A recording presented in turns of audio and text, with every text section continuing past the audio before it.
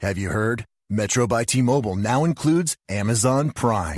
Yes, enjoy the best of shopping and entertainment, movies, TV shows, music, free shipping, and much more. All included for just $40 per line for 3 lines. All on the T-Mobile network. Discover the smarter way. Metro by T-Mobile. That's genius. One offer per account. Offer subject to change. $12.99 per month value. Offer valid for new Amazon Prime members. Metro customers may notice reduced speeds versus some T-Mobile customers. Video at 480p. Capable device required. See store for details and terms and conditions. You will just steer for it anyway. Full steam ahead. Why? Because you want to sink. You gave up. Revolution Radio, freedomslips.com, the #1 listener-supported radio station on the planet. Not giving up. Revolution Radio. Radio.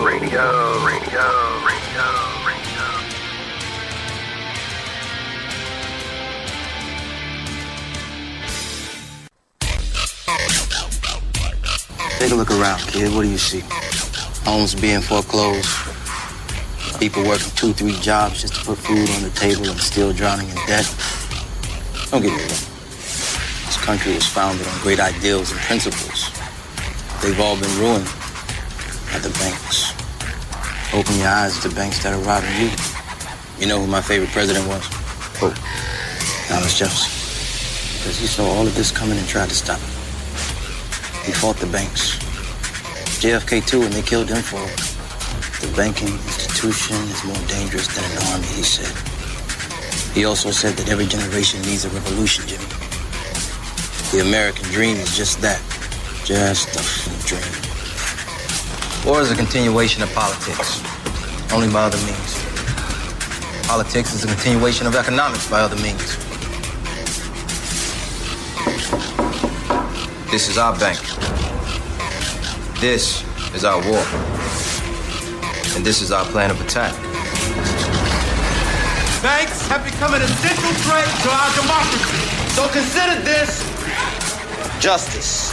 Thank you for listening to Revolution Radio at freedomslips.com, the #1 listener-supported radio station on the internet. Please help support this station so this battle can continue forward.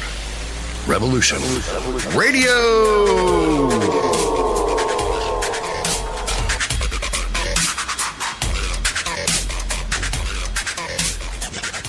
The opinions expressed on this radio station, its programs, and its website by the hosts, guests, and call-in listeners or chatters are solely the opinions of the original source who expressed them. They do not necessarily represent the opinions of Revolution Radio and freedomslips.com, its staff, or affiliates. You're listening to Revolution Radio, freedomslips.com, 100% listener-supported radio, and now we return you to your host.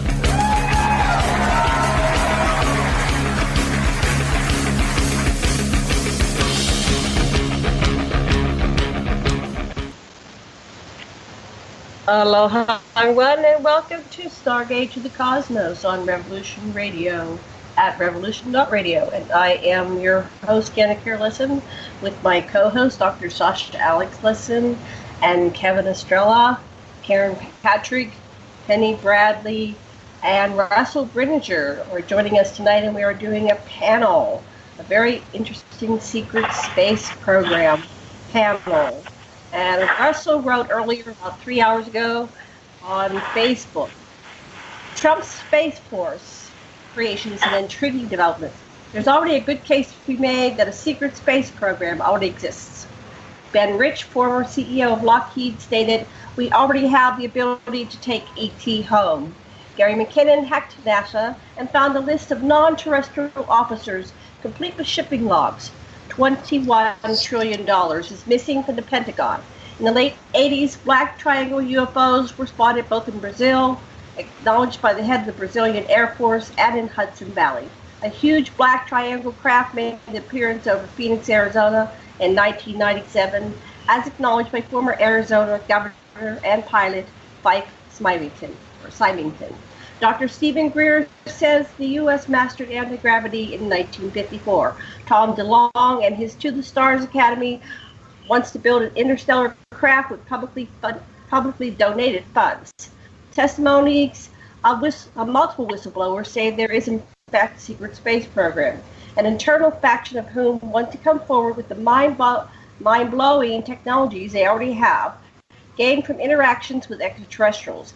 Even Richard Dolan, a rational historian, says that there may in fact be a breakaway civilization that uses zero-point energy, interdimensional portals, and time travel.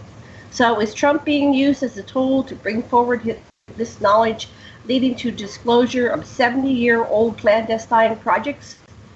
The other possibility is that Trump is oblivious to any of this, and his ego just thought it would be cool to dominate space. So we're going to talk about this and the secret space program.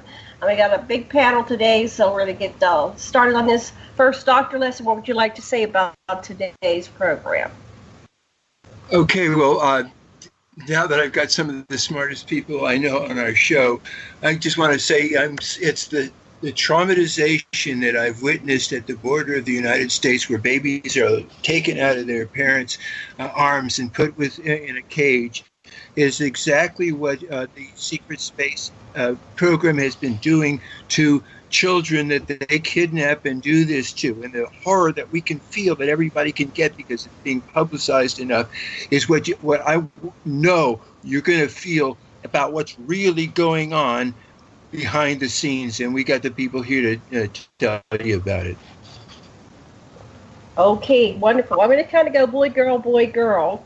I hope it works out pretty good. The next one I'm going to call on is a girl, and Karen Christine Patrick. Hello, yeah. Oh, yes. Horrible connection. Oh, bad connection? Okay. There you go. Now it's good. Okay, take it away. Okay, good. Oh, no, I was really thrilled that you got Russell on here. I saw his comment earlier on Facebook, and I've been reading up. It's kind of been a strange day to be both looking at the whole issue with what's happening on the border. I live in a border state here in New Mexico, as well as then turning around and watching this space farce announcement by the Trump administration. I'm extremely dubious of this announcement, primarily because they've been working with Ken Johnston Sr. for 3 years, looking at the how NASA was used to cover up the secret space program, as well as working with my partner Brett Shepard, who wrote the book Digital Moon, on specifically how imagery was used in a propaganda kind of way. So, this is not a step in disclosure. It's a step away from it by putting yet another front on what we already know exists. So that's what I want to say about that. Okay, great. Well, we're just doing a little intro here to check the mics, and then we'll do longer segments. Next up, we're back to a boy. Kevin Estrella, are you with us? Are you there, Kevin? I missed him. Sorry. Missed Kevin. Okay, go back and get Kevin. While we're waiting for Kevin, we will talk to Penny Bradley. Penny, are you there? Yeah, I'm here. I had my mic off because it's in the temperature range in Central California where we have to run a swamp cooler, and those things are noisy. So when I'm not speaking, I'll be off. But we will bear with it. Yes. It does kind of cover up the traffic on the street outside. So there's that. I've been kind of being overwhelmed with people posting on my wall and in my groups about Trump's declaration. And at this point, I'm looking at it as a way to say we're starting a space program now, and it's all clean and pretty, and we're just going to sweep the last 80 years under the rug. That's my feeling about it. And those of us who have been exposing what's going on, it's been too much of a struggle to get here to let him do that. But it's very, very, very nice. It's a very nice program. Well, it's a very nice program, and if they're going to stop all of the atrocities going onward, I would be happy with that. But my strong feeling is that the atrocities are going to continue but not be addressed. And we can't allow that, those of us who know about them. I agree. Yeah. Okay, your mic is working. Let's go and see if we have Russell Greninger. Russell, did you make it on for tonight's show? Yes, I did. I'm here, and listening very carefully because I agree with the former speaker because, you know, we all know that there is a secret space program that is not being disclosed to the public. And according to the testimony of the whistleblowers, there's a faction within the secret space program that wants public disclosure, and there's another faction that's perfectly happy to keep the technologies all to themselves. They really don't feel like public disclosure is appropriate because there's 7 billion people here, and they don't see how all these technologies would fit into the culture at large. So we've got, first of all, Tom DeLonge, you know, with all these high-level people like Hal Puthoff, who I deeply respect as a laser physicist, and Louis Elizondo. But the thing that bothers me about it is he's saying that the aliens are bugs and we just need to shoot them down. So that may be some sort of psyop. I still hope for the best on the To the Stars Academy, that they're knowing that the secret space program exists and that all these technologies already exist. They're kind of doing a facade where they're saying, okay, we're going to use public funds to build an interstellar spacecraft. Well, we already know that they have that capability. So that may be one avenue that is palatable to the public at large when they reveal their discoveries, you know, which have been around for 70 years or more. So you combine Tom DeLonge and the To the Stars Academy with, you know, what Trump is doing, which is saying, okay, we need to dominate space, and, you know, we need a sixth military faction that's going to dominate space. Something big is going on underneath the surface of all that. And Hillary Clinton was supposed to be the disclosure president. John Podesta was very much behind public disclosure. He's been interested in the UFO field for a long time, and he wants it all out there. Well, she lost the election, but it may just be a matter of timing, that the timing is right, and whoever was elected, they're going to use them as a vehicle to bring this information forward. And I hope that that's the case. If it's not the case, then I'm worried about it because I personally don't like the idea of dominating space, you know, and weaponizing space and all that. And, you know, we've already been shooting at UFOs for a long, long time. And I just want a whole different paradigm to come about where we connect with our extraterrestrial visitors and in a peaceful fashion, and we can have some kind of meaningful societal exchange with them. But because way back since Operation Paperclip after World War II and before, there's a small, tiny group of people that have grabbed onto this phenomena for themselves and created a breakaway civilization that they're going to want to hoard it all. And so there's probably kind of a societal war within the secret space program factions, the part that wants public disclosure and the part that doesn't. And I'm just hoping that the factions within the secret space program that do want public disclosure can somehow mow down the other factions and bring this into the public domain, because I think the planet Earth and humanity that lives on it deserves it. Okay, are you done? You complete with your train of thought? Yeah. Okay, great. I'm going to pass you on to, I'm going to pass the talking stick to Sasha. Go ahead, Sasha. Take it away and address whatever you want to address. We're going to go round robin. Okay, it's yeah. So what we have going, and the evidence is really overwhelming, is mass kidnapping of people from Earth right now, that are people that are being enslaved, and terrible things are done to them. People are disappearing from the national parks. People are, FEMA camps after New Orleans. There's 4,000 unaccounted for. It goes on and on. There is a crisis of kidnapping and enslavement by these corporate entities in space right now, and it's this other stuff about what the governments, governments, you can always tell when they're lying because their mouths are moving, or so we know what's happening when you look at evidence and listen to Penny. You can get, there's something desperately important that we have to do really right now. We need peace on this planet. Agreed.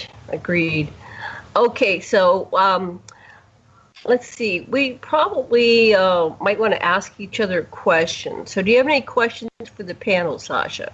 Or any particular things you want us to address in this round? No, we'll go round. I would really like, I would want to hear Penny describing the situation. She knows way more than I do, and about anyone else that I've talked to. What is really going on in the this stuff I'm talking about, slavery? Okay, let's let Penny talk to fill in the gaps for the other members of this panel. So go ahead, Penny. We're passing the talking stick to you. Tell us what's going on from your perspective.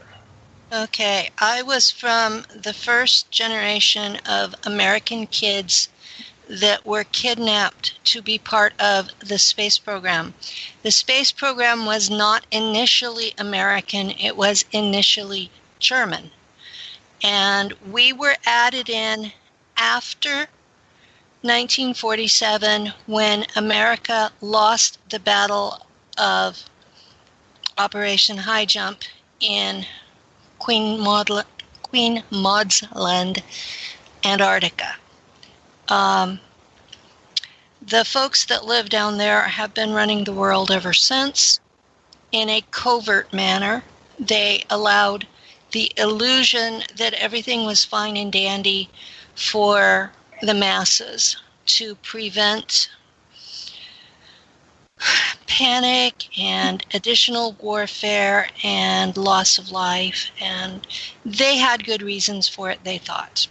But what it means is that since 1947, we've all been living a lie. And here it is, all these many years later, and the truth is coming forward because people like me are remembering what happened to us. Now, when I was still an embryo, my mother was abducted and there were changes done to me. And so ever since then, the Black Ops have thought I was their property rather than a human being. And the changes that were done were to give me psi abilities and the ability to interact with Draco without dying. So they thought they had good reasons for that. But when I was 4, they decided to come get me. And they took me to Langley for 5 years. And they used essentially the same thing as most people today call satanic ritual abuse. And these were doctors in a lab. We had a whole section of children who ranged from 3 to 8 years old when they first got there. And we each had a cell, and we were known by our cell room number rather than our name. And we weren't allowed to interact with each other very much because they didn't want us to form bonds. They wanted us to be completely alone so that we would have maximum response to whatever they did to us. And what they did to us was they created altars. Stuart Swerdlow describes it as they intentionally formed a 13 by 13 by 13 cube of altars that they could program however they wanted. And I have no reason to doubt that Langley was doing the same thing, even though I was a generation earlier. Penny, how did you know that you were genetically altered? Did you ever have a discussion with your mother about this? Did she remember anything? I had the QHHT regression hypnosis. And that was one of the things that I was told definitively was that I had been DNA modified by what my higher self called military laboratories, which I have since researched and found out that was the prior name for what it's a branch of CIA. And my family were members of the Church of Christ denomination, which Karen backed up in one of the source places that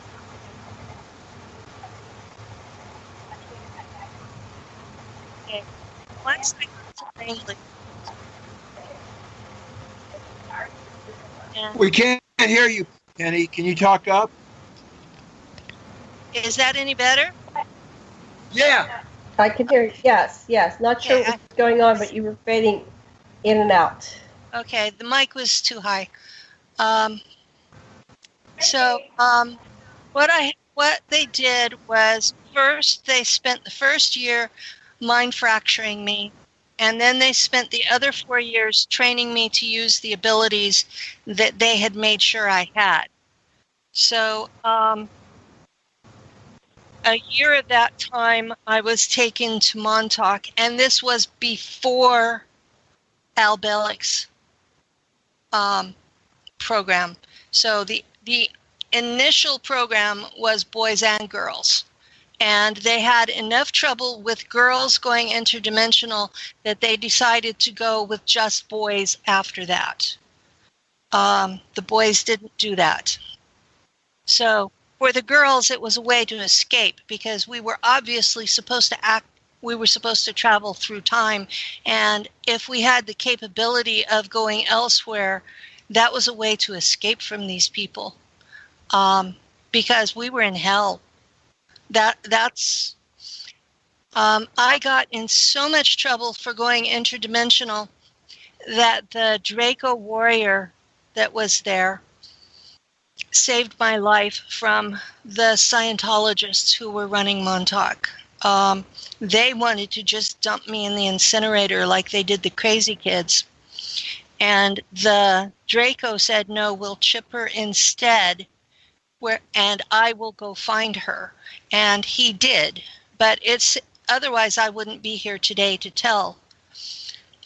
So those who think that all Draco are horrible, you're wrong. They're not. They may have an agenda, but they're not always. They're usually not as bad as the humans I dealt with. But once I was 9, I was sent to Mars with a group of the other survivors from Langley, and we went through the jump gate, the same one that Andy Basiago talks about. And we were in a group home situation where we had one person who was responsible for all, I think there were 20 of us. And we were introduced to a German Teutonic culture where we were at the bottom of the pile and expected to fight our way to the top. We were not allowed to fight physically in class, but there are ways of showing aggression without being physical. And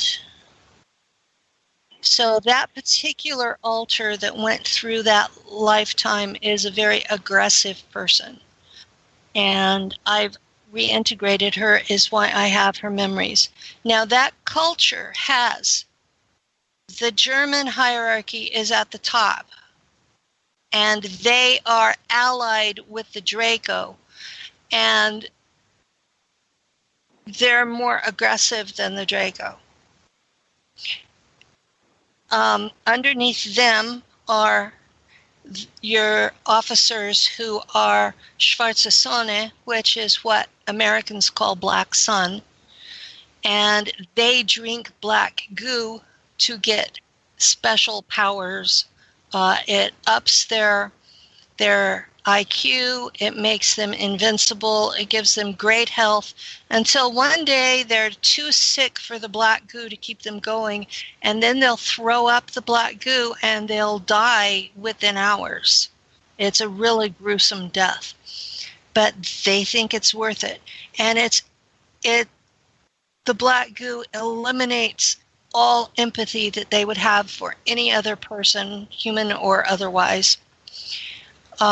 In the space program, we consider the ET allies to be persons. They're just not human persons. What was the next thing? Okay. Below the schwarze Sonne are the officers who have not drank the black goo. And below them are the enlisted people. And that's the bulk of the programs, are the enlisted people. These are your boots on the ground. These are your people who are mechanics, who fix things, who cook the food, who do the communications, who keep everything going. And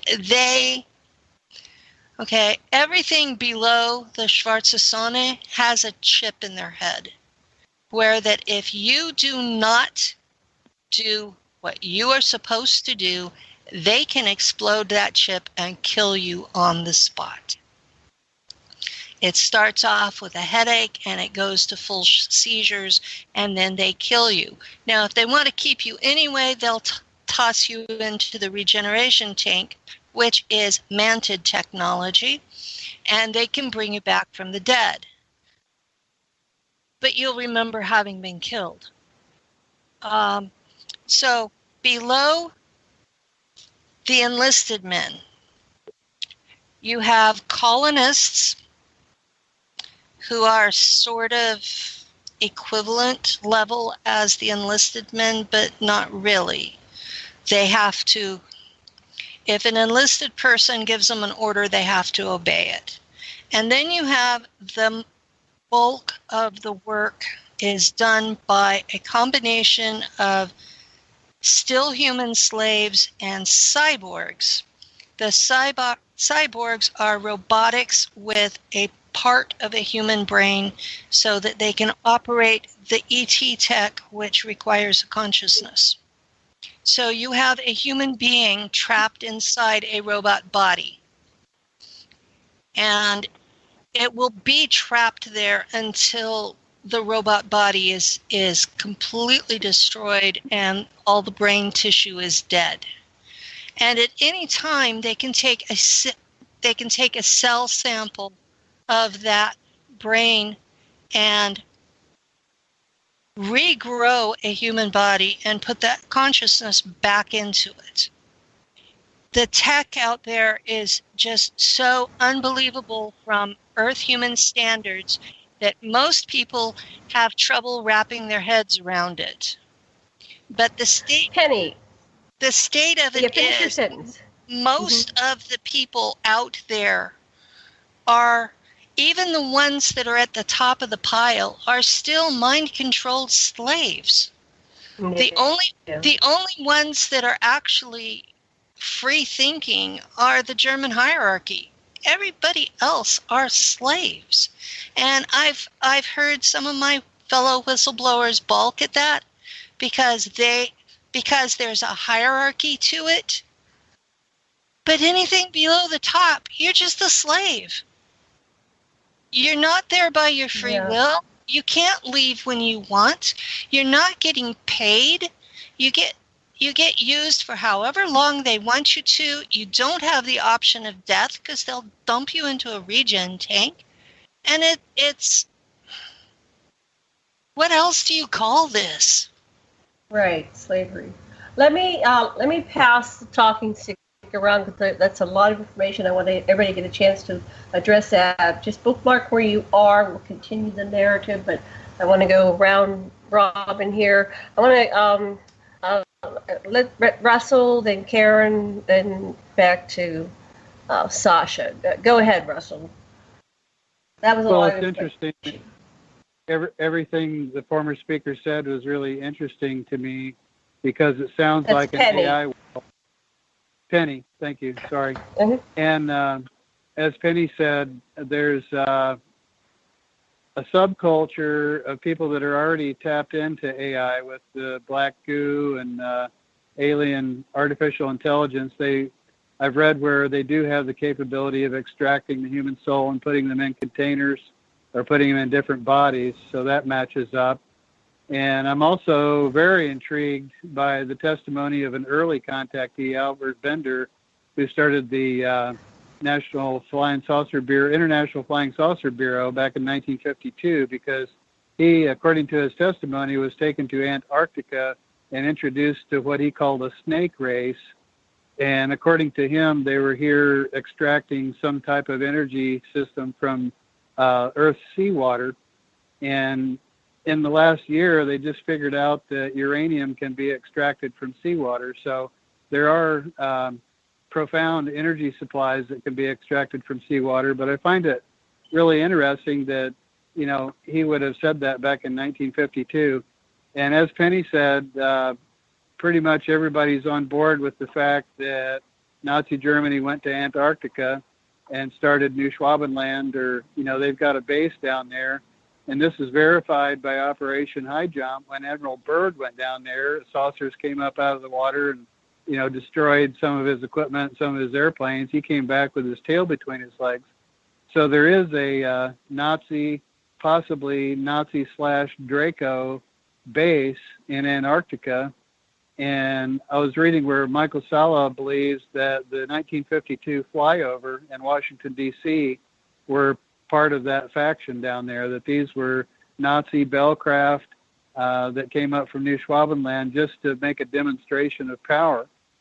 So, and also David Paulides' work, Missing 411, there's approximately 30,000 people a year that go missing. So the idea that they might be somehow kidnapped and recruited into a secret space program operation that's tied into implants and chips and AI, you know, a lot of this may in fact be going on. Right. Karen, your turn. Yes, hello. I wanted to read a little short passage here about Wernher von Braun. And the reason why is I think this Space Force concept is part of what Carol Rosin identified as the last card, and I have a passage that explains that. And she worked with Wernher von Braun, who was brought over ostensibly to give us rockets in our space program, but he also had some involvement in electrogravitic craft as well. So it's hard to say what he was brought over for. But he, towards the end of his life, was, I guess, trying to explain what the plan on the board was. And I'll read this. Von Braun had a history of working with weapon systems. He escaped from Germany to come to this country and become a vice president of Fairchild Industries when I met him, that being Carol Rosin. Von Braun's purpose during the last years of his life, his dying years, was to educate the public and decision makers about why space-based weapons are dumb, dangerous, destabilizing, too costly, unnecessary, unworkable, and undesirable idea, and about the alternatives that are available. As practically a deathbed speech, he educated me about those concepts and who the players were in his game. He gave me the responsibility, since he was dying, of continuing his efforts to prevent the weaponization of outer space. When Wernher von Braun was dying of cancer, he asked me to be his spokesperson, to appear on occasions when he was too ill to speak. I did this. What was most interesting to me was a repetitive sentence that he said to me over and over during the approximately 4 years that I had the opportunity to work with them. He said the strategy that was being used to educate the public and decision makers was to use scare tactics. That was how we identify an enemy. The strategy that Wernher von Braun taught me was, first, the Russians are going to be considered the enemy. In fact, in 1974, they were the enemy, the identified enemy. We were told they had killer satellites. We were told that they were coming to get us and control us, that they were commies. Then terrorists would be identified, and that was soon to follow. we heard a lot about terrorism. Then we were going to identify third world country crazies. We now call them nations of concern. But he said that would be the third enemy against whom we would build space-based weapons. The next was asteroids. Now, at this point, he kind of chuckled the first time he said it. Asteroids against asteroids. We're going to build space-based weapon. And the funniest one of all was what he called aliens, extraterrestrial. That would be the final scare. And over during the 4 years that I knew him, he was giving us and giving speeches for him, he would bring up the last card. And remember, Carol, the last card is the alien card. We are going to build space-based weapons against aliens, and all of it is a lie. And I like to bring that up because there does seem to be a process in order, just observing the fact that NASA was trying to talk about near-Earth objects or asteroids, and that kind of got scuttled because in research we've done, basically one of the congressmen famously asked, well, what happens if an asteroid's heading toward us? Well, they said, well, we can tell you it's coming, but we can't stop it. And that kind of scuttled the funding, because it's all about funding, ultimately. It scuttled the funding for the asteroid program, so I guess we're skipping right to the last card in the idea, in my opinion, of a space force. Force against whom? If it's not turned against the people of Earth, then who is it turned against? What do we need a space force for? That's my question. So I just wanted to bring up that kind of famous case. That's a very good question. What do we need a space fleet for if there's no aliens? Okay, whatever. Okay, we're back to Sasha. Lots been said. We're coming up on the top of the first hour. Sasha, what would you like to address? What would you like to add? What would you like to I would really like to hear the next thing, Penny, in your story as your life progressed. And I guess what really gets me is that how you found love. That really came back to you through all you've been through. That just what blew my mind about your story. I pass to Penny. Okay. When I was at Langley, I was in room number 7, and there was a boy a year older than me, give or take, who was in room number 5. So we were at Langley together, and then we were shipped to Mars together, and we went through Schule, which is the German colony school, and we graduated at about the same time. And he was put into the translation program because he was deeply gifted at that. On Earth, he spoke Russian and English, and in space, he spoke English, German, and Russian. And when Corey Good talks about his glass pad, this was the person who uploaded most of the information on the glass pads. Funny, my altar describes him now as being a, quote, girly man because he was somewhat effeminate. But we had spent all this time together. And I became a fighter pilot in a unit of women fighter pilots. So we were called the Valkyren. That's the Valkyries in English. And I didn't know what my name was. They had called me Penelope, which is my real name, but they had pronounced it Germanic. And so I adopted the name of my unit as my surname. So on Mars, I was Penelope Valkyren. And because we had known each other since Langley, there was a bond. And I don't know if I seduced him or vice versa, but we ended up an item. And in the German fleet, even on Mars, there's this thing that any officer relationship has to be kept extremely discreet. You're not supposed to form a bond. There's not supposed to ever be any trauma. Well, I don't know what they named him there, but on Earth his name was Steve. And we ended up in this long-term affair, and one day I was sent to take out a raptor nest. I should probably state here that there were 4 other sentient races on Mars when the Germans got there. And the first thing they did was go to war with 2 of them. They nuked those races' cities into oblivion, sending one of those races into the Stone Age. What were the races? What other races were there? Okay, the ones that we were at war with were the Mars native raptors, who look just like out of Jurassic Park, except they have human-like arms, and they stand a little more upright. And they still have the 6-inch raptor claws, and they're telepathic, and you look them in the eyes, and you know you are dealing with someone smarter than you are. There is no questioning that. They are only in the place they are in because the Germans nuked them. Then there are the Mars mantids, and they're a sub-race of the mantid empire.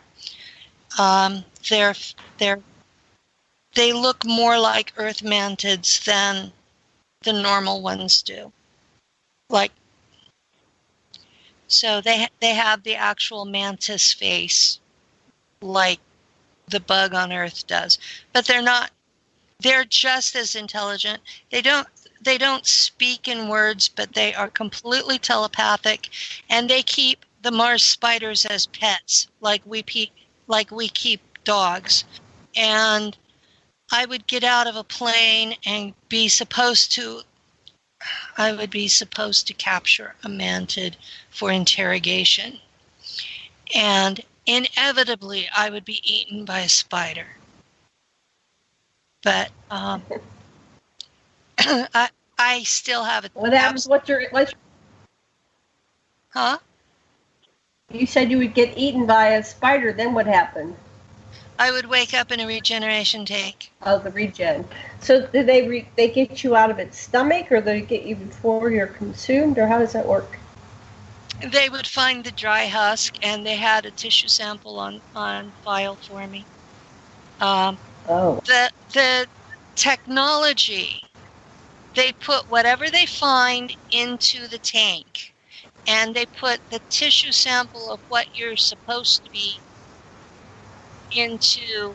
There's a slot in the control panel, and they set you for an age and weight, and depending on how damaged you are, how long it takes. But you come out and you are that age, that weight, in perfect shape and matching your DNA file. By the way, that's a way to get rid of viruses. Well, you're breaking up. That's a way to what? Get rid of viruses or parasites or diseases. They just put you through. Also, a nice way to lose weight. Lose weight and regress. You don't need plastic surgery. You don't really have a weight problem there. The food's not that great, but you get in trouble if you don't eat. And you're working constantly. And they keep you at what they consider your optimum age and weight based on your performance. So the whole time I was there, my body appeared to be 30 years old and 160 pounds and that was where they kept me because that's where I functioned the best. That to them, it's all about your productivity. You're not a person. They don't care how you feel. They want you productive because you're an asset. You're not a person. And I was a lieutenant. I was an officer. And this is the way they treated me. Also, the drugs they give you to enhance your performance damage your liver. So no matter what you do, you still have to go through some sort of medical treatment once a week, or your liver will give out. So they have to basically give you a new liver every week. Wow. There are consequences to this tech.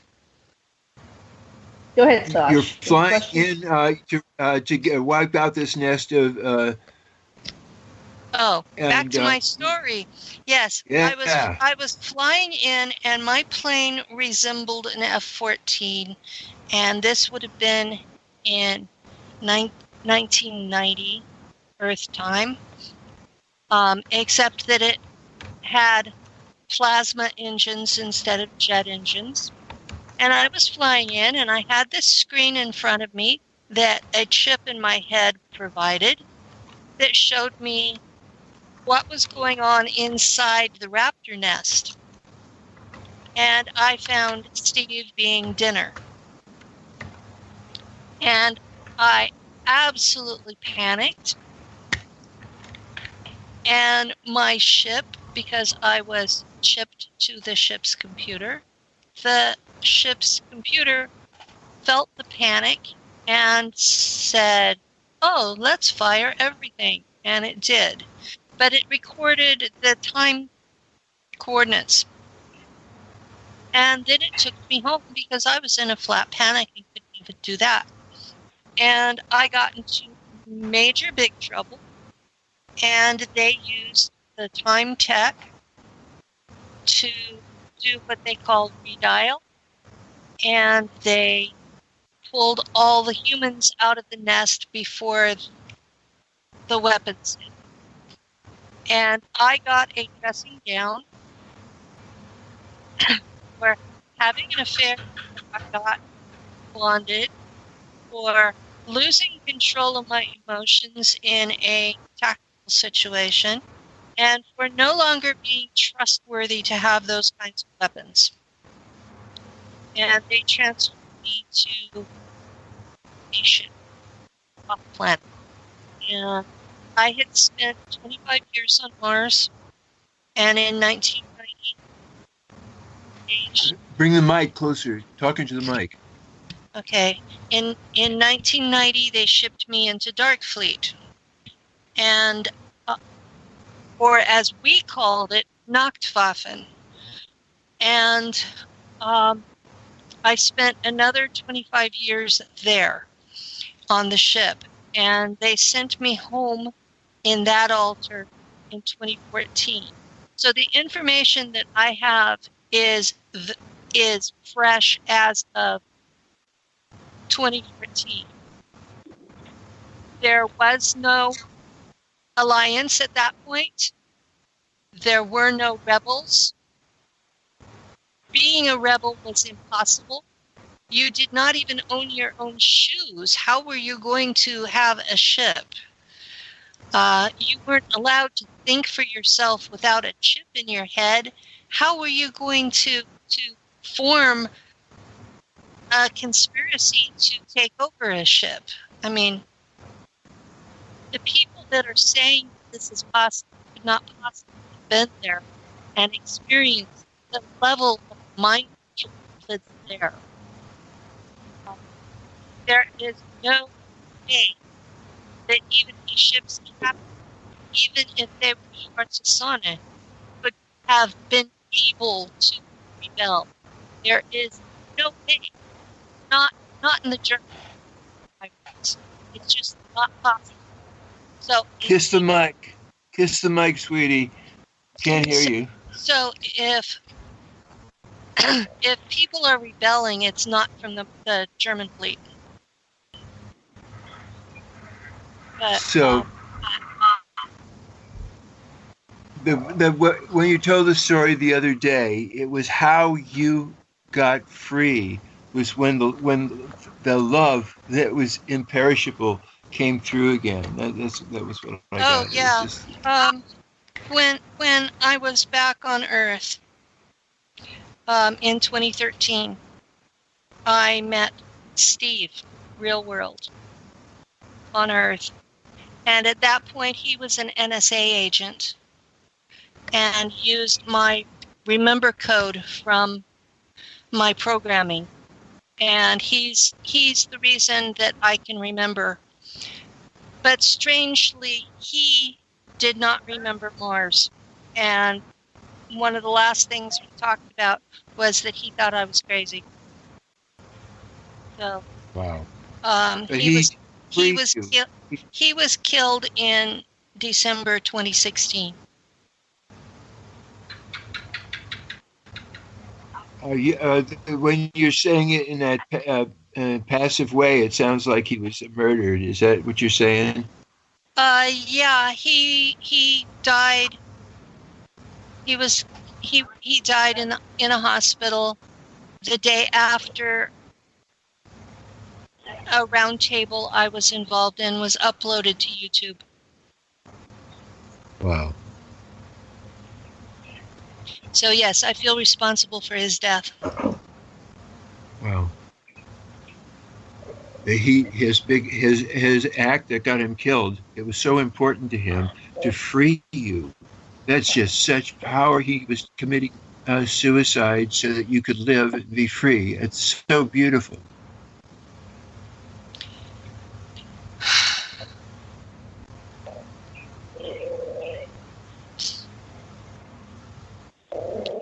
I'm sorry, I'm crying now. Oh, that's cool. I can dig it, really. So can everybody. Mm-hmm.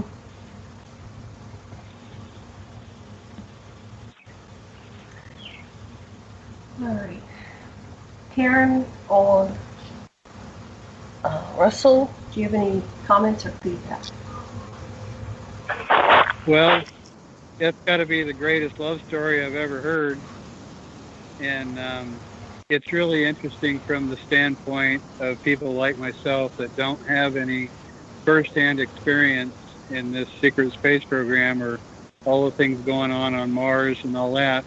But I've been following the testimonies of people like Mark Ralph, who hooked up with a woman who was a psychotherapist, and he suddenly remembered all his experiences, and collecting data points like Dr. Michael Stalla between Mark Ralph and Randy Kramer and Corey Good and now Penny, and they all seem to coordinate pretty well. But I must say it's exciting and disturbing at the same time, because from the time I was a kid, I always hoped that if there were extraterrestrials, that they would have overcome their desire to engage in war and conflict. And it just seems like there's a lot of it going on out there. And people are being enslaved with microchips and under the control of AI, and their souls transferred from body to body. And it's a world that is beyond anything I've ever even contemplated.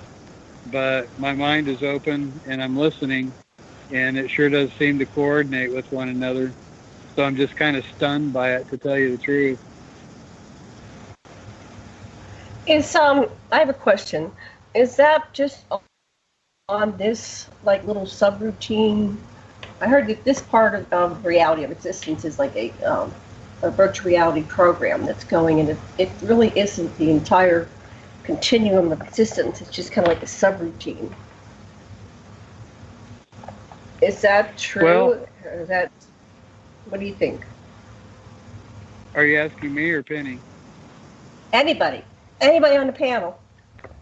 Well, I want to throw something out there. I've just read a body of material called the Zeta Primer with a spirit medium named Paul Hamden, and they talk about quantum synthetic environments that are created to give people virtual reality experiences to see how they would react under certain circumstances.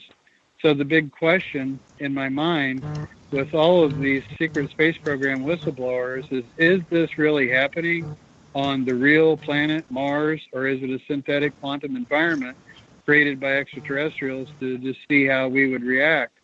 And I'm bewildered by that right now.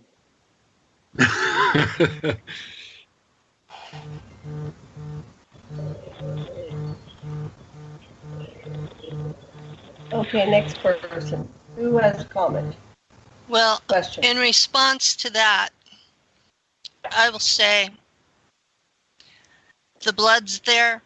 The blood that's there is real. The bodies are real.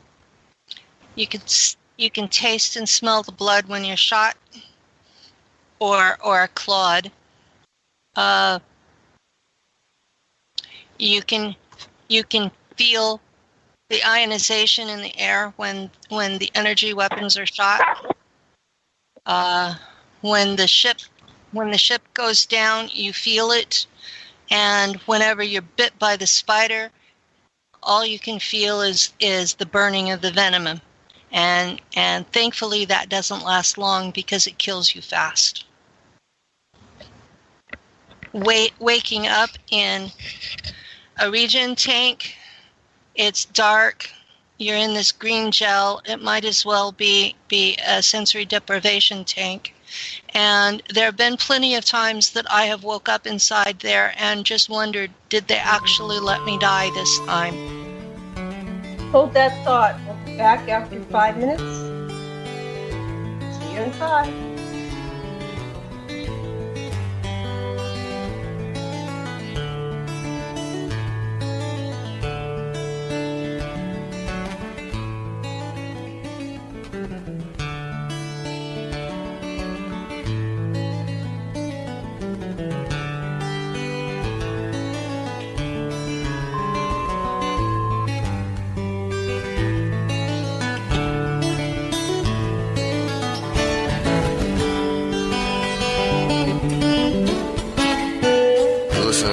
Radio at freedomslips.com, and we'll be right back after this message.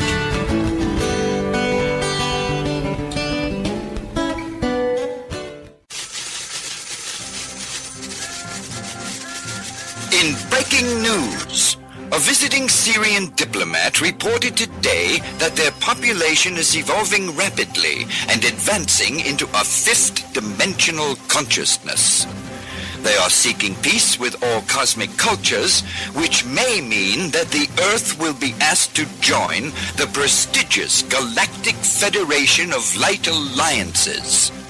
Please join Debbie West and Michael Hathaway on Lost Knowledge, Saturdays, 3 p.m. Eastern Standard Time in Studio A, for the latest breaking news on the Star Visitors' peaceful contact and the ongoing project of cleansing the Earth. Who are you? I am the architect. I created the Matrix. I've been waiting for you. Why am I here?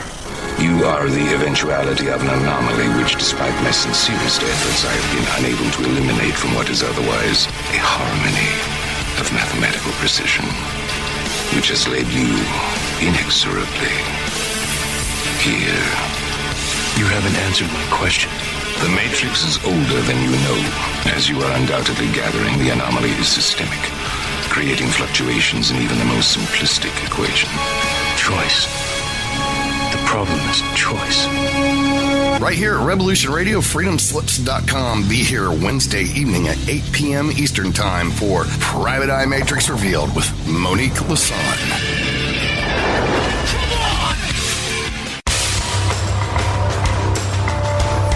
Hello, my name is Mr. Rowe. I am the host of Reality Extraction on Revolution Radio at freedomslips.com.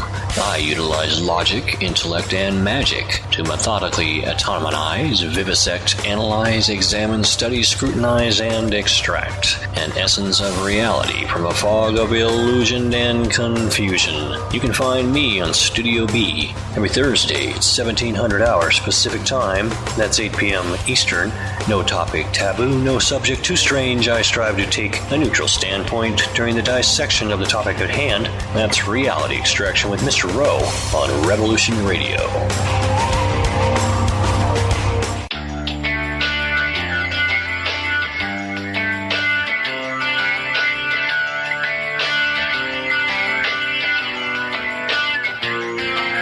This is Thomas, a.k.a. a Mad Painter. I'd like you to join me Monday nights, 10 p.m. Eastern Standard Time for Open Canvas. Don't forget to bring an open mind. Yes, folks, that's right. Bring an open mind to an open canvas. Again, that is Monday nights, 10 p.m. Eastern. UFOs to government corruption. This is Revolution Radio, freedomslips.com. You don't need to expect us. We're already here.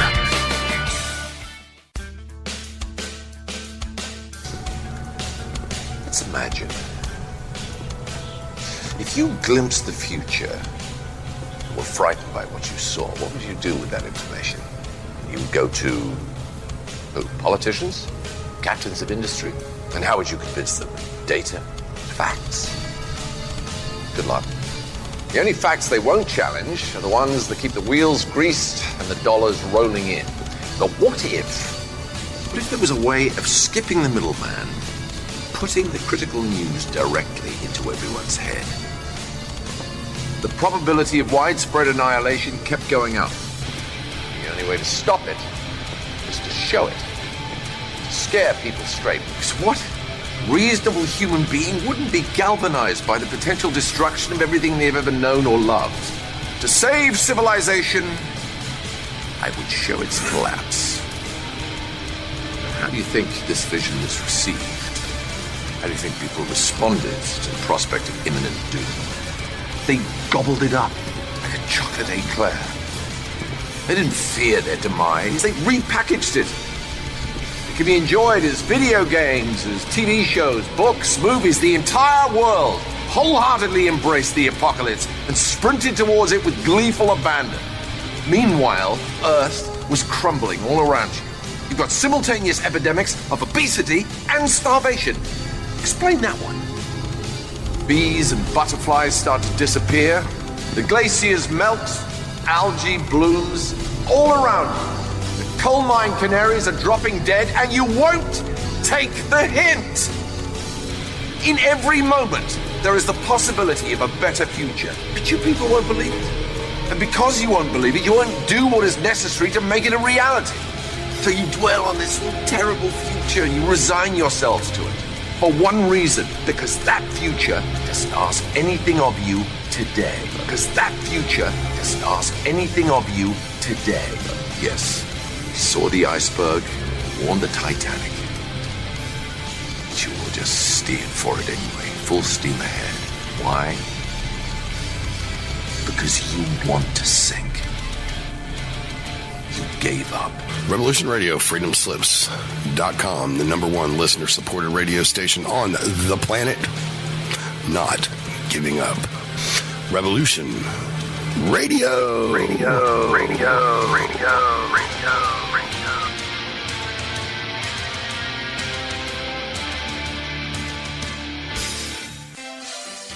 Hello, this is Maggie Rose McGrath of The Concord Show. And co-host Marine Corps Map, coming to you on Monday and Tuesdays in Studio A, noon to 2 Eastern. And Studio B on Wednesday nights, 10 p.m. to 12 a.m. Eastern, with educational, instructional, information, and situational updates, often with wonderful guests on the current landscape in the U.S. and overseas.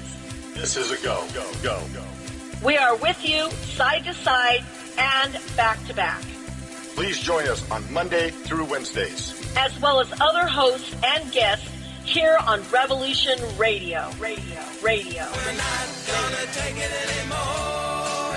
That's right, we're not gonna take it anymore.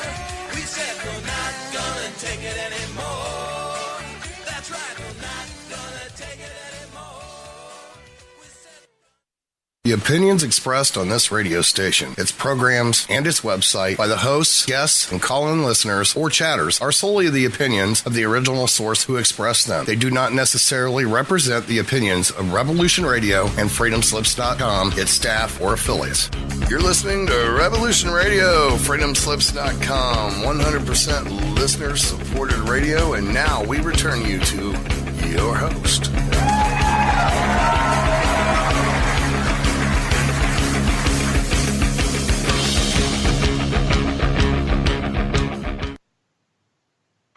Hello, everybody, and welcome back to Stargate to the Cosmos on Revolution Radio at revolution.radio. And I am your host, Janet Carol Lesson with Dr. Sasha, Alex Lesson, and the co-host, who do we have here? Karen, Christine, Patrick, Russell Scott Brinegar has dropped off, and we have Penny Bradley. So we're having a great time here. I know Russell is calling in from a park. I can hear the lovely birds in the background. I'm not sure where he lives, what part of the world, but it must be a beautiful day. And so before we get back to our show, let's remind everybody to please go over to that donation button on the website, revolution.radio, and make your donation this week. I know, Ahmad, you gave us the numbers, but I'd like to hear your voice. How you doing, Ahmad, and how are we doing in our goal for this month? Doing great. We got 1739 and we need 2600. So we're doing pretty good. It ain't too bad. Not too bad. Not too shabby. Okay, great. So, Dr. Lesson, you wanted to talk about, what did you want to talk about this last hour of the show? I know you're fascinated with the altars. I'm really interested, Penny, in what happened in Montauk and in all kinds of very, very similar things that are going on. Basically, this split of a person into these different subpersonalities, and how you have created a system of being able to manage them and become the chooser in your life. And it's just and I think all of us can use some of that journey. Can you give a little explanation of what a subpersonality is from your perspective as a student of Drs. Howe and Sidra Stone? And Dr. Howe Stone studied directly with Carl Jung. And from my understanding, these are fractions or fractals of oneself that help you. They usually develop to help you cope with things, but everybody has some subpersonalities. We have our inner child, adult, parent, and we have our inner child, or inner critic, which is a very dominant one. Can you kind of give a little exposition of that from the traditional psychology point of view, and then we'll go into Penny's explanation of it from a secret space program, my lab's point of view. Go ahead, Dr. Messer. It's the difference is between being able to center yourself and realize you have a variety of parts or impulses that have to be coordinated, which is part of the maturation process, and everybody's got that. And being traumatically split so that when you're in one subself, it's not just a subself anymore. It's an alter. It's another person, and you don't have contact with the other. So it's a big, big difference, and it's the mind splitting that the Germans used, that the Montauk used on people, that's being used to this day to traumatize people. You know, when you see what's happening at the border, that's the same thing. These children are being traumatized and split into alters. Anyway, Penny can explain it a lot better than I, because she's... I'd like to hear your explanation, Penny. What they are trying to accomplish is to separate a part of the mind that has access to all of the DNA abilities and the power of the soul without sharing memory with the rest of the mind. And yes, it becomes a separate person who lives within the same body and head. And they program this fraction to do various things and to be activated by whatever trigger they have chosen in the programming. And it's usually something that won't be used in normal life.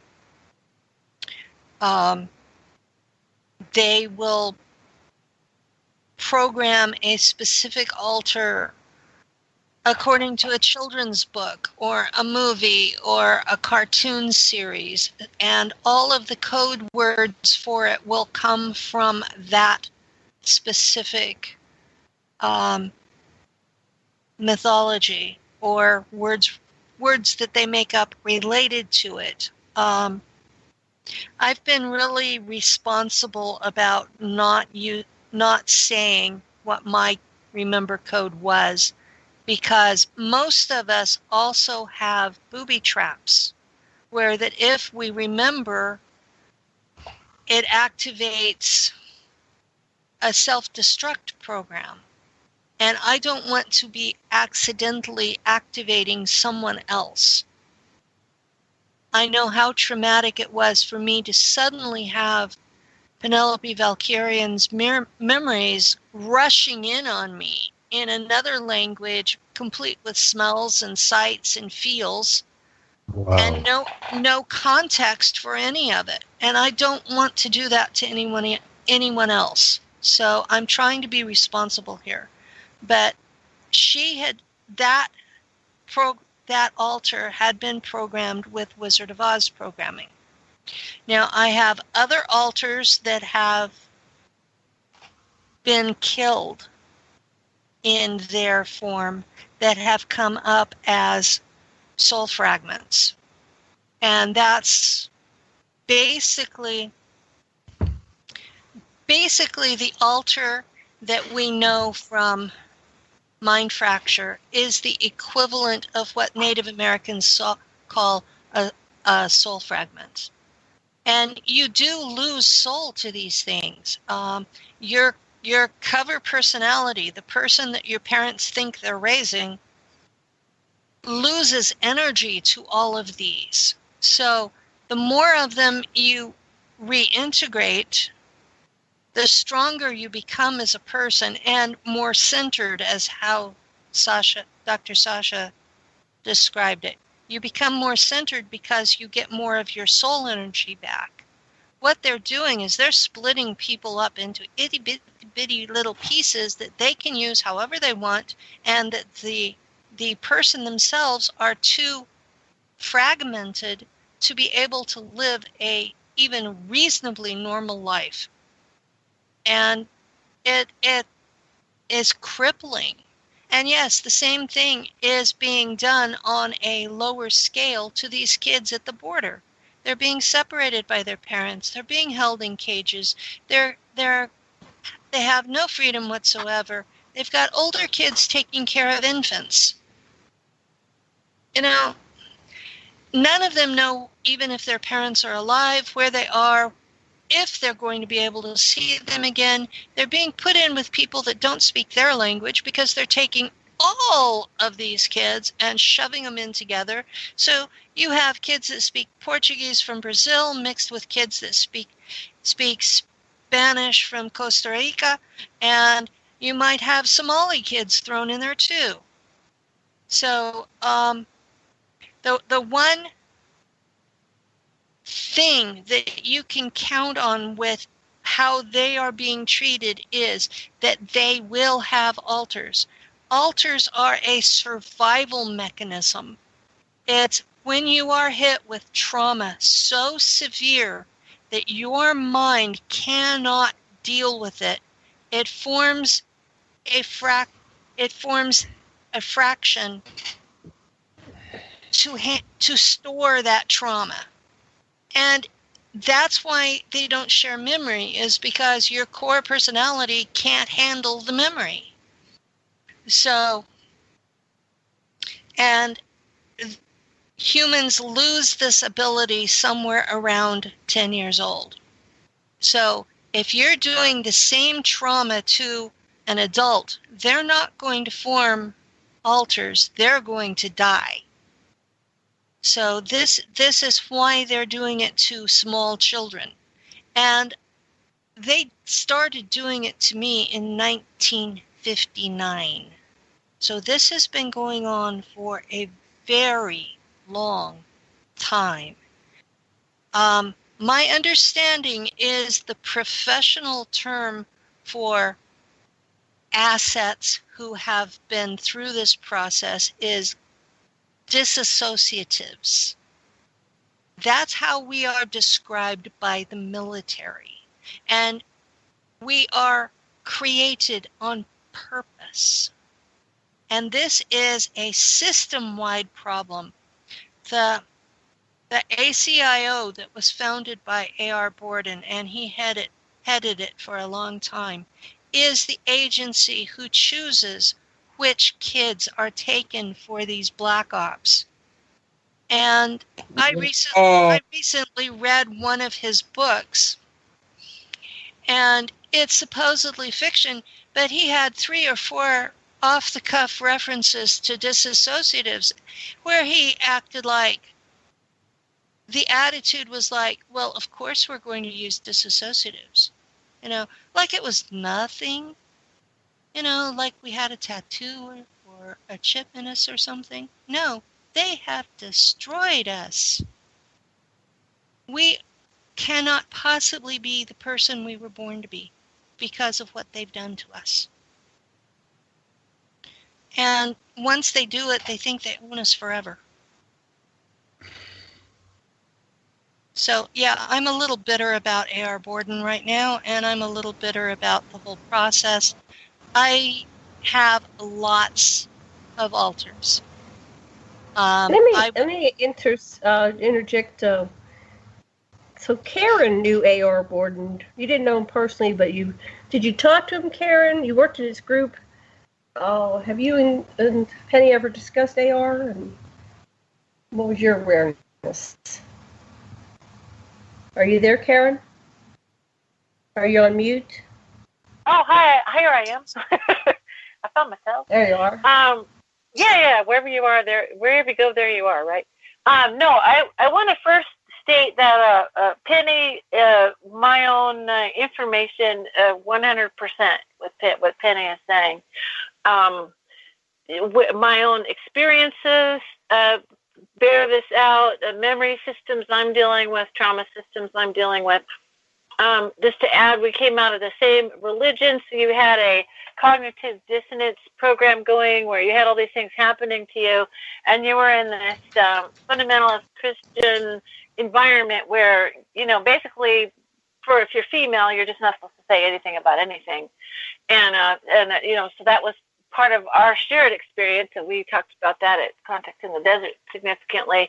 And I appreciate Penny so much because she did validate that there was a military-industrial complex incursion into strict authoritarian religion in order to be part of the control mechanism. So your primary personality was on lockdown, spiritually in that sense.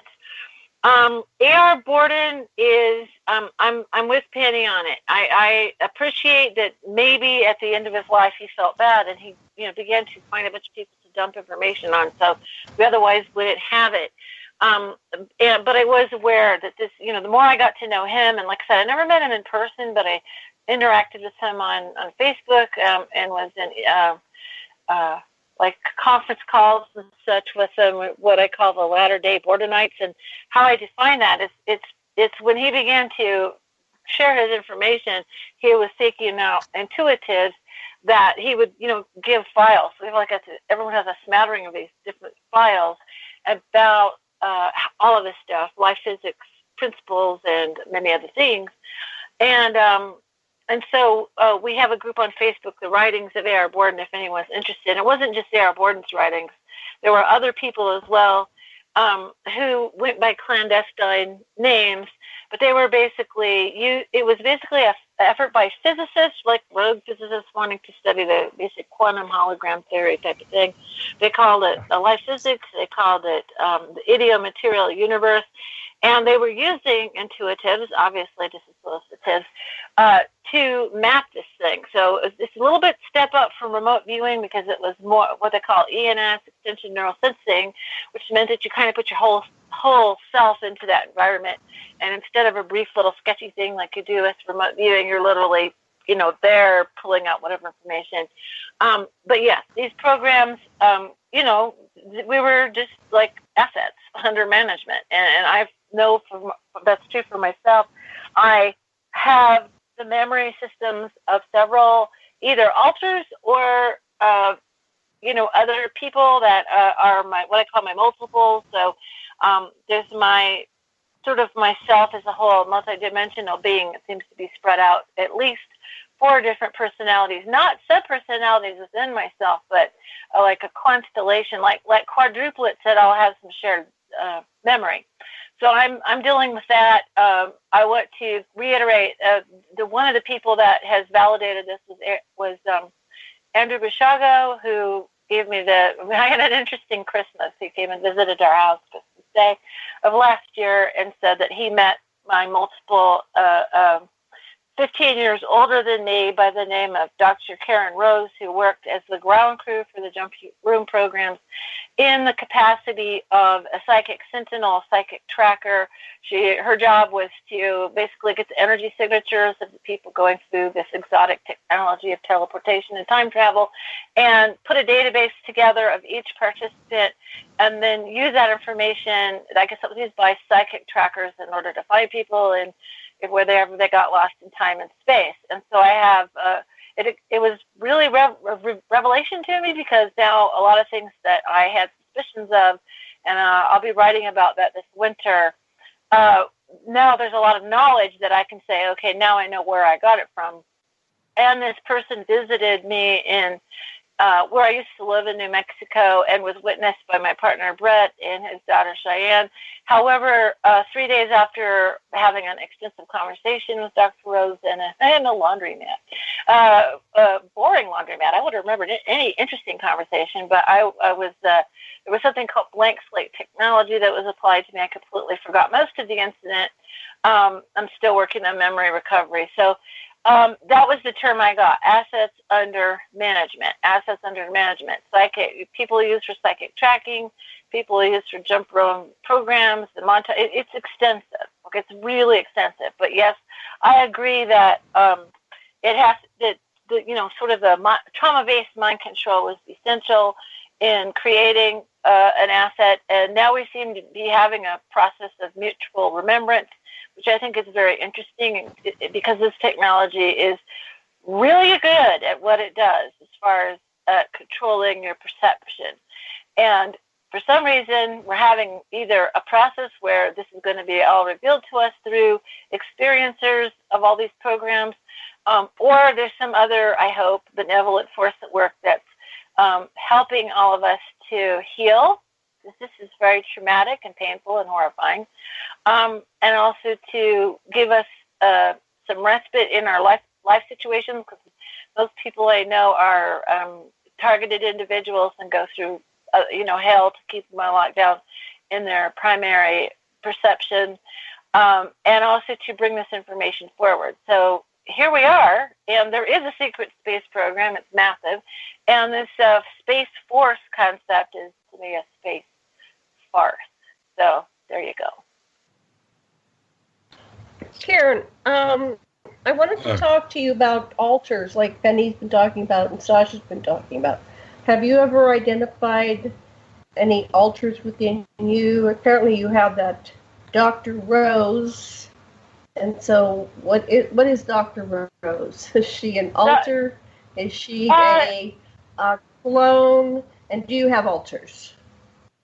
Well, it's hard to say whether she's a clone or I'm a clone of her, but what I'm picking up is it's a time twinning process. So, and if you have the idea of something like yourself is in multiple timelines, I know I've been cross timelines a couple of times.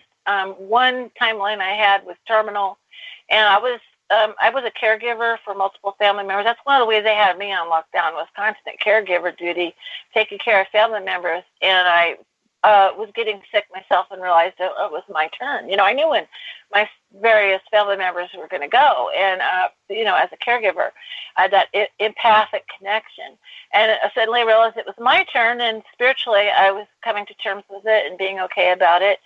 And I had this day in which physical objects changed around me, and suddenly I was on a trajectory to get out of the situation that was causing so much stress that was going to take me out. And then I got brought into a situation where I was not under so much heavy fire from archonic activity toward me, and I was able to do my work now with Brett Collins Shepard and Ken Johnston and with you guys. I got brought out of that terminal timeline, so I wonder where all that fits in. So it might not be like, if you think of yourself as a multi-dimensional being, of which we all are, this goes to a different level than just like a within altar, although that's an option too. I do have awarenesses, I do have that. It's also your multi-dimensional self in multiple bodies, multiple timelines. I've gotten connected with who I am in a lot of different places. And what was interesting about this particular revelation is I have got 3 eyewitnesses, but not just the 3, not just Ed Bishaga, who I've never really found anything that he's ever said to me too haywire, to be really honest. I've done research on him since 2012, trying to understand, well, even before that, 2010 is or 11 is when I first heard of him. Instantly drawn to that story. I got a chance to hear him many, many times talking. He's like an encyclopedia. I believe in the jump room program is true. I think it's part of an interdimensional doorway system. Some races develop ships and fly around of them, and some of them travel from place to place through interdimensional doorways, wormholes, that sort of thing. I have vast knowledge of that. I was writing science fiction stories about it, and ended up being like, then I found out just, various testimonies that it was possible and happening. And I was wondering, well, how did I know about it? So obviously I've got some memory traces from other people who know about this stuff, and that's what I'm sorting out. I'll be trying to write about it in a sort of esoteric autobiographical book with my winter project. But this is the thing: is these the complexity of this is what boggles my mind. I mean, when you start mapping out, you're talking about to simplify it, basically, this planet is a syndicate of a pyramidic. Like if you go look at fractal pyramid, look up fractal pyramid on Google and go look at images, and you'll see this pyramid within a pyramid with a pyramid, and there's a top level.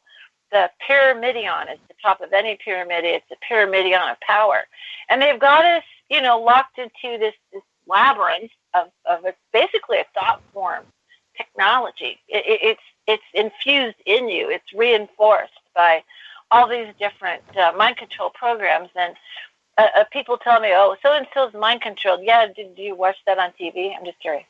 Because it's back to your regular scheduled program. We have this primary consensus reality show, which is given to us by politics, religion, and media, and we're expected to uphold it and believe it. And that's our primary focus, but that allows them to do all kinds of things underneath to keep, to utilize humanity as a whole, and to utilize this individually if we have particularly skills and talents that they need. So 100% is what Penny's saying. Absolutely. Cool. Okay. Who wants a talking stick? Sasha? I was struck. Thank you, Karen. That was really cool. I am also stuck back at the sort of the agony or the anger that resentment that you still held for you being kidnapped and enslaved and treated the way you were treated, and the stuff they did to your body, and it's like all of that, and I just wonder, and then somehow that stopped you from being the psychic fingerprint of who you were meant to be in a less adverse situation, and yet, the evil that you face is what has given your direction, and it makes you a power that you really are right now in the situation. And I do imagine that you created it for yourself somehow, that a higher you somehow gave you this so that you can, I hear such wisdom from you, somehow that you could come back and talk to us like this, Penny. So I think it was good for the rest of us anyhow, even if it hurts you still. I got it. Well, yeah, it is painful. The memories came back all at once from one altar, and since then I have reintegrated 30 of them. And they each have a different but similar story. And I've generally only been talking about Valkyrin because so many people are having so much trouble believing just the one. I recently came forward with a friend that I serve under on his ship because he was afraid nobody would believe him.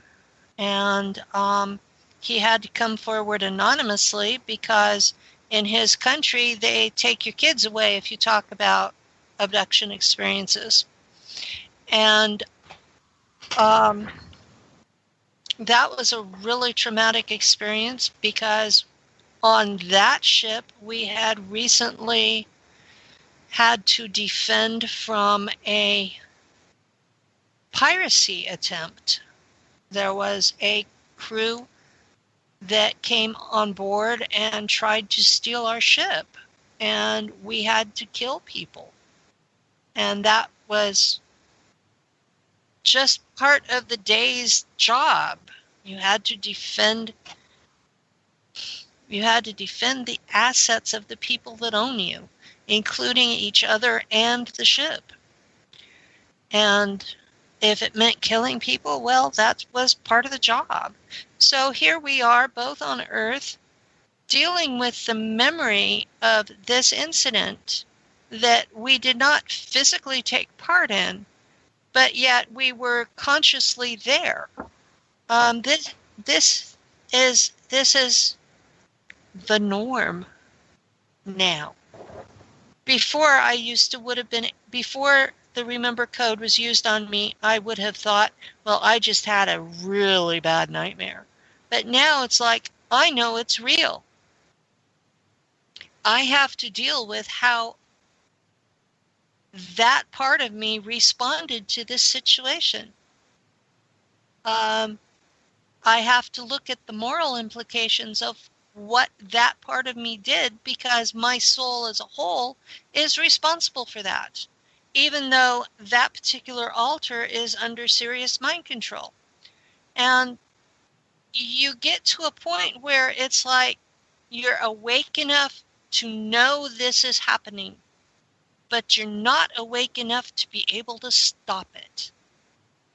And the best I can do to stop it is make the public aware that their tax dollars are paying for this to be done to people.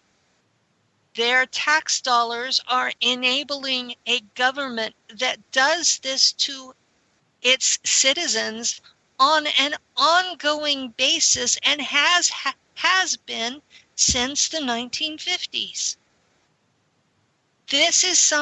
And now we have a president who says, oh, gee, we're going to have a space force because I want to be a space power. And you think, so what's he going to do about all the kids that were tortured like I was? Is he going to write us off like we didn't exist? What about all the kids all over the world? Because I know people that their children have been taken from them and are in these real world. They stopped putting you in Langley in the 80s because they found out that my generation went insane. So now they take them away from their parents, or they abduct them at night. And I have a friend in Australia that has two little kids, they're 5 and 8, get up in the morning and tell him what they did in secret spy school the night before. You know, we have to live with this on a day-to-day basis. And for a person who is totally unaware, it sounds like we're crazy. And I understand that. That's why they came up with the theory that it was all just a virtual reality game. was so people wouldn't believe us. It makes it where, oh, you're just playing virtual reality. You're LARPing, which is live action role play. No, we're not. We're telling you our truth. We're telling you our honest experience on a day-to-day, all the time basis. We don't get to escape from this. So to me, this isn't something that I'm coming on here to be famous or get attention. This is, I want this crap stopped. Why are they still traumatizing little kids? Whether it's immigrant kids on the border or members of my family that have been abducted, because I know my granddaughter has. I know that at least 2 of my kids have, because we have talked about the memories. I know that the other son is involved in a fundamentalist, authoritative, religious cult, just like I was raised in. It's a different one, but it's just like it. And I keep telling him, you're in a cult, you're in a cult, you're in a cult, and nothing gets through. This is the shared experience of the people that have survived the secret space programs and related black ops. You have super soldiers in Kruger and Monarch. You have people who have been through Earth Defense Force, Solar Warden, Nachtwaffen, the Japanese version of Nachtwaffen, and however many else there are out there. The group that I'm an admin in, we've been trying to map the programs that are involved on the testimony of the survivors, and there are at least 200 projects that have gone on mostly in the 1980s to 2000, because that's the age range of our members. So we're looking at this and we're saying, this is horrific. And we have people who range from the guy who guards the ship while everybody else is out doing their thing, to the slave that loaded the ship, to I was a navigator on a ship. I was the one that plotted the course and watched out for the space critters that eat the energy from the engines. And, you know, we have representatives of all of it. And they're watching me to see how I'm treated before they go public. But we have 3,400 members, and at least half of them are actually veterans waiting to see how the whistleblowers are going to be treated. Because there are real life consequences to this. I've been shot with energy weapons 10 times in the 2 years I've been public. There are consequences. This isn't. They owe you some money. They owe you some back pay. They owe me a hell of a lot of back pay. Just one altar was working for them for 55 years. And I have integrated 30 altars. Think about how old my soul thinks it is in this incarnation. And that's not even a thumbnail of what I have. Because if they've done the 13 by 13 by 13 cube on me, I have over 2,000 altars. I have no clue what most of them are doing. There are 6 that I wake up in that I haven't integrated. And 2 of them are not Nachtwaffen. One is a pilot of a shuttle ship in Kruger, which is a super soldier mercenary company that operates in space. The rest are on Earth working for the CIA. And that's probably the scariest part, is that they are using the SSP people on Earth. for black ops. So, there are going to be people out there who will recognize me from that, because some of them are using my body, just a different alter. Others are using clones that look like me, because it's easier to transfer your consciousness into a clone. And while we're talking about clones, there is a theory out there that clones are just nothings. Clones are no different than your identical twin that has not been allowed to develop its own mind. They are not soulless. They are people in their own right. And they are basically using my alter to possess my twin. And if that's not wrong, I don't know what it is. Rant over. Great rant.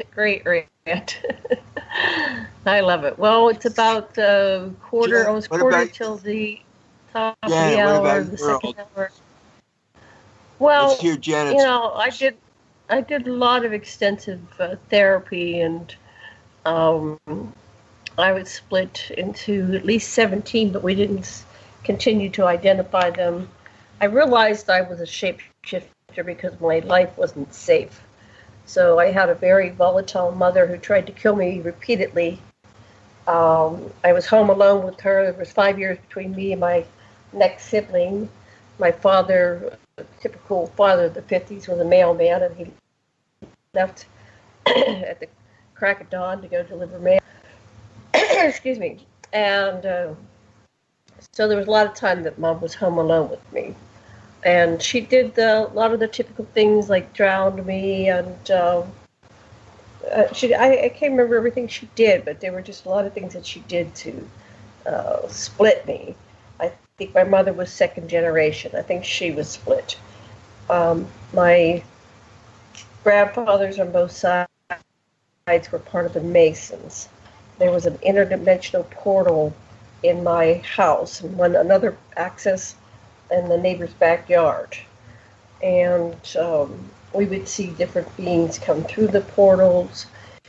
My bedroom was a portal. I would be visited repeatedly by thousands of different beings over the course of time, and some discarnate, some family members. So it was just like a highway of beings coming. So I split partially because I had my reality, which was very interdimensional, and the one that I had to exist in, which was, you can't say those things. If you say those things, you get shamed.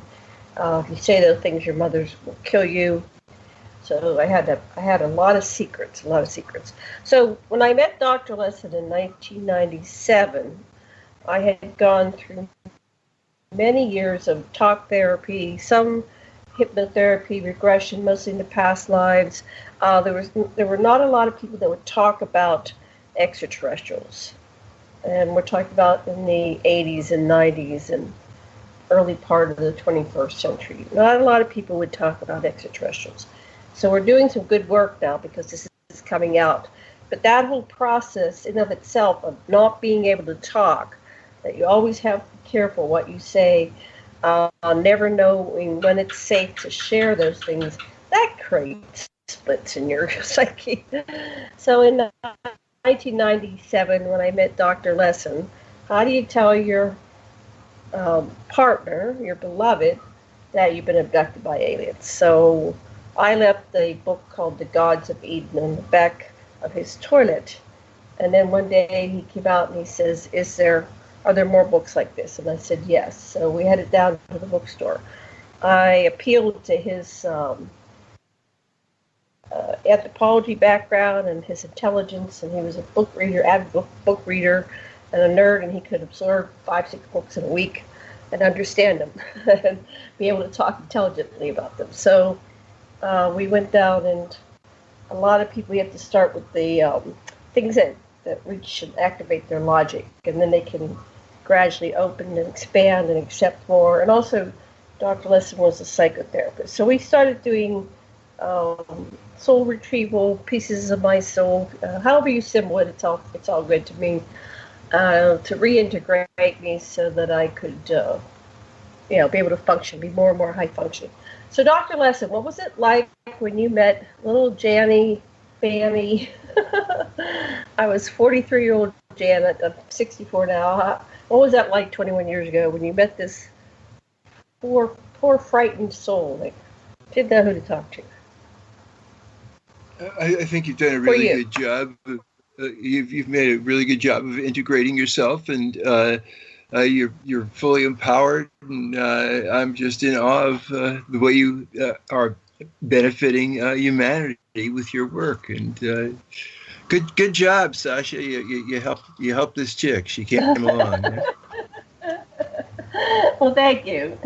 Yeah. So, but unfortunately, the planet doesn't. Most people on the planet don't have a Dr. Lesson that comes along and takes an interest in them and helps them integrate the lost parts of their soul. So that's why I'm here. I'm here to help all these people because it's not totally altruistic. I'm just sick and tired of a planet that's gone crazy, that doesn't treat people right. I can't escape it. I have to see it. And it's like, let's usher in this new age where every soul is respected. Life is respected. The planet is respected. So that's what I'm about. Anyway, I've been on the hot seat long enough. Unless anybody has any questions, I'm going to yield the hot seat. Just, every life is worth living. Every song is to be sung. Every gift is forgiving. It's the same for everyone. And so, this is it right now. Now is the time for us to really just live from our hearts and to embrace other consciousnesses as not distant, not enemy, but as part of a bigger learning process. That's what I get, anyhow. Okay. Did you have a question, Penny? I was going to add that my father had behaved much like your mother, and I didn't find a psychiatrist, but I did find a shaman, and that's the man I live with now. We've been living together for 18 years, so I do have someone helping me find my sane center. So wonderful. Karen, who helped you? Who helped you reintegrate your soul and all this? I have to give some credit to, I have some benevolent guides, I have some ancestors, when I just simply did not have any other human beings around me that could really help me. My mother's a psychic, so I got to give her some credit for listening to what I'm saying. She's psychic too, and was trying to figure out things about me and believes many things that I say.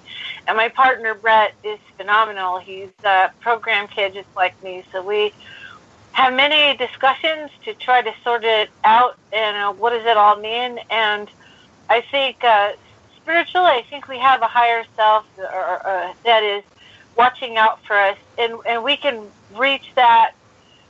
Recognize that, and integration is the key. And a little alien told me one time, integration is intergrace, intergratitude.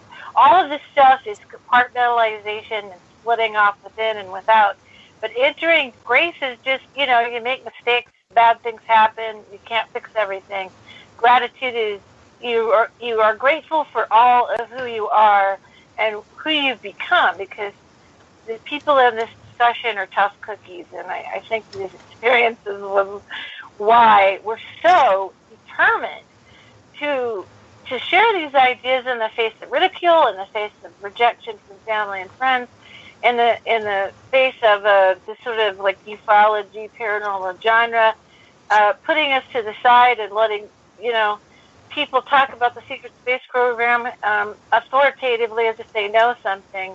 And people that actually were in it or was selling T-shirts, and you know who you are. So, I think this is going to come out. I'm sorry, it's going to come out. It must be part of our human experience collectively, because we literally, I don't think, can go forward without all the parts of humanity coming together. So I appreciate each and every one of you for your courage, really. Thank you. Thank you. Okay, we've got about 5 or 6 minutes. Who wants to cover what before we run out of time? Tell us about the conference that you're going to be putting on, Janet. Well, everybody here is coming to the Stargate to the Cosmos conference in October 25th to 28th at the MCM Elegante Hotel in Albuquerque, New Mexico. And we're doing something a little bit different. This is a movement.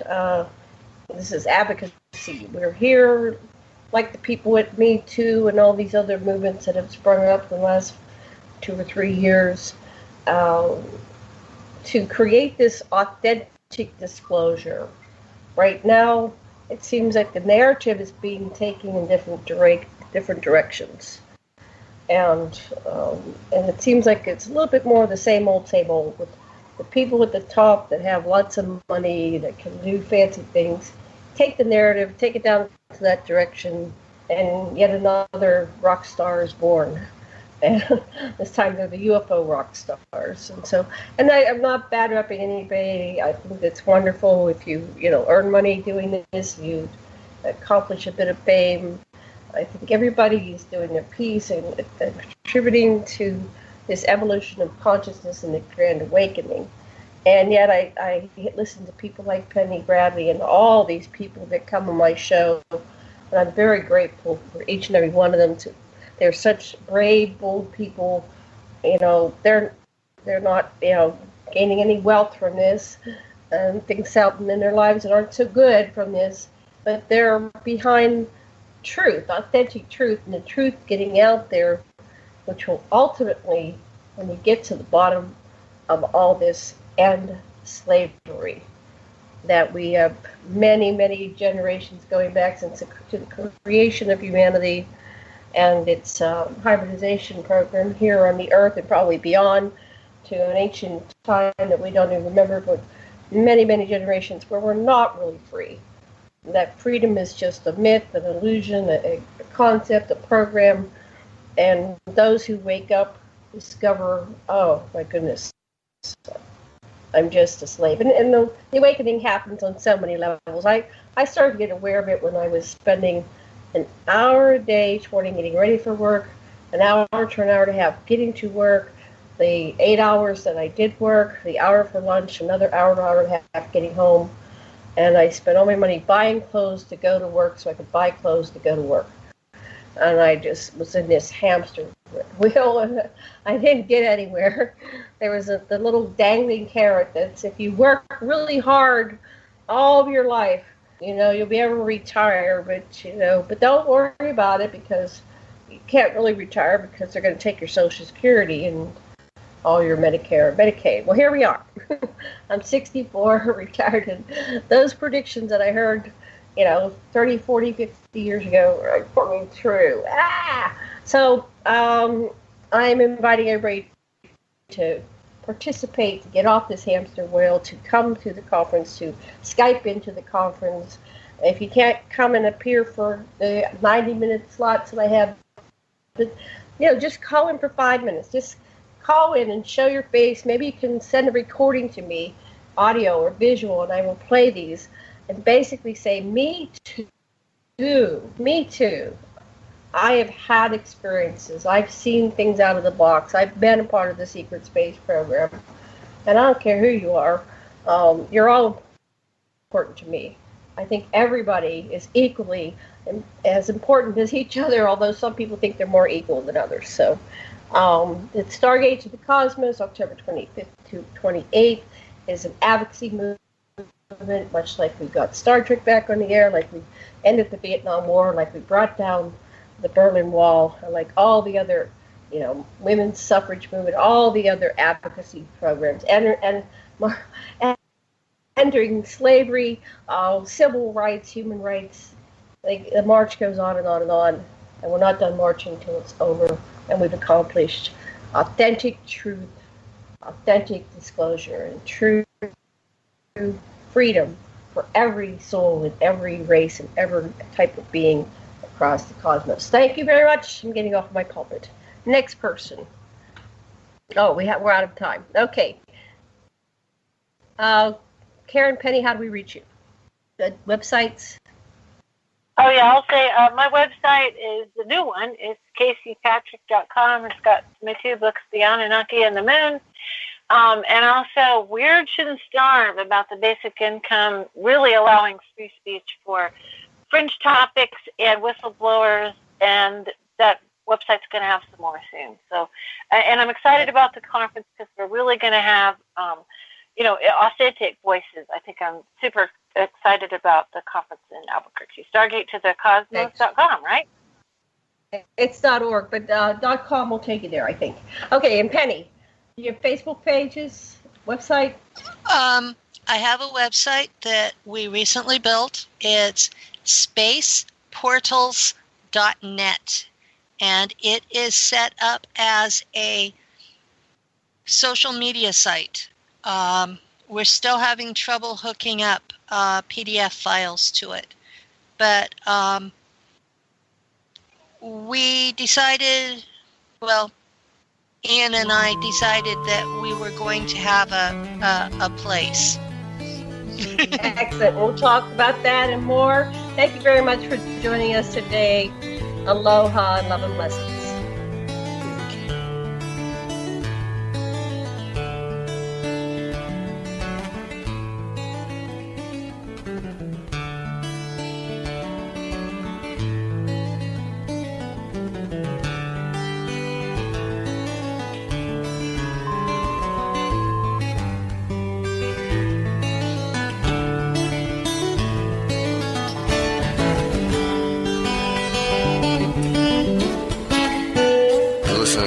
Radio at freedomslips.com. We'll be right back after this message.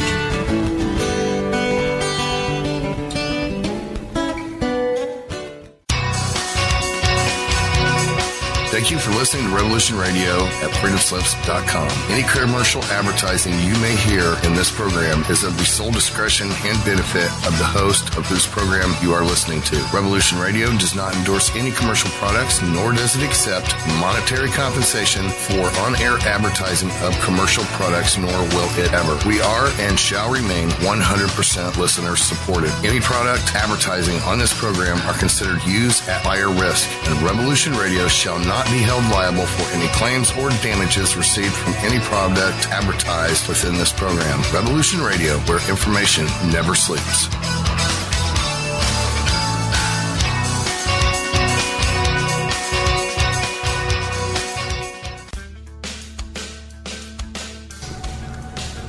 Let's imagine if you glimpsed the future, were frightened by what you saw, what would you do with that information? You would go to politicians, captains of industry, and how would you convince them? Data, facts. Good luck.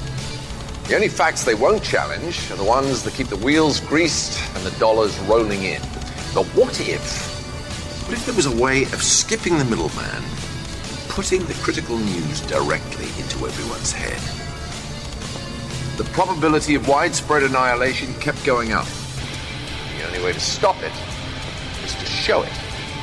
To scare people straight. Because what reasonable human being wouldn't be galvanized by the potential destruction of everything they've ever known or loved? To save civilization, I would show its collapse. But how do you think this vision was received? How do you think people responded to the prospect of imminent doom? They gobbled it up like a chocolate eclair. They didn't fear their demand. Have you heard? Metro by T-Mobile now includes Amazon Prime.